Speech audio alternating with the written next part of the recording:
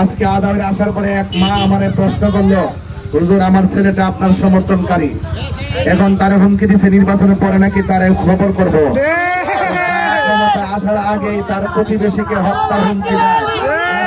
রাজনীতিবিদ হতে পারে না এবং মানুষের কল্যাণের জন্য রাজনীতি করব। হিংসা বিদ্বেষ রাজনীতিতে চলবে না, রাজনীতিতে মিথ্যা মামলা চলবে না, রাজনীতিতে হত্যা খুন গুম রাজনীতি রক্ষা করা চলবে না ইনশাআল্লাহ।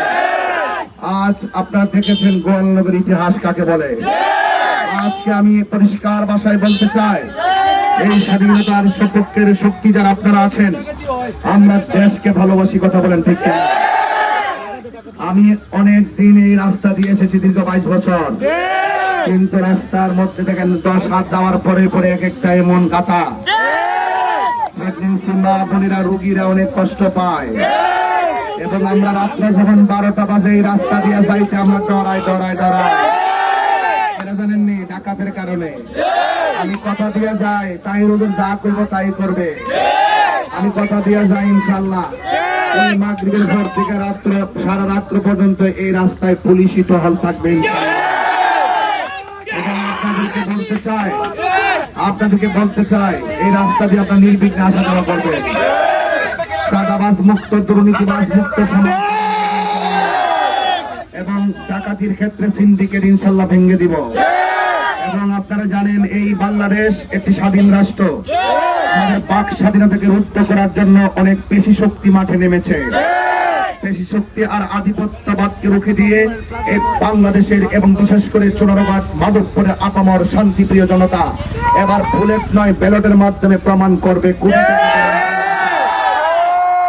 আপনাদেরকে অনুরোধ করবো, আপনারা সকলে মিলেমিশে রাজনীতি করবেন।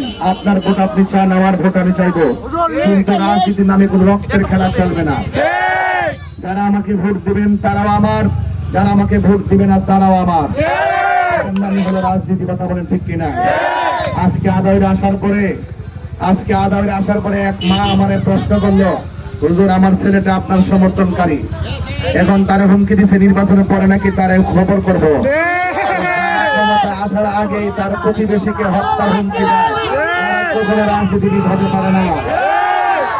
এই জন্য আপনাদেরকে অনুরোধ করবো, আপনারা সবাই মানবতার রাজনীতি করবেন। ভোট আসছে, ভোট চলে যাবে, দিন শেষে আমরা এই আদাওয়ারে একসাথে বসে চা খাবো, মাঠে জানাজা পড়তে যাবো, মসজিদে কাঁধে কাঁধ লাগায় নামাজ পড়বো।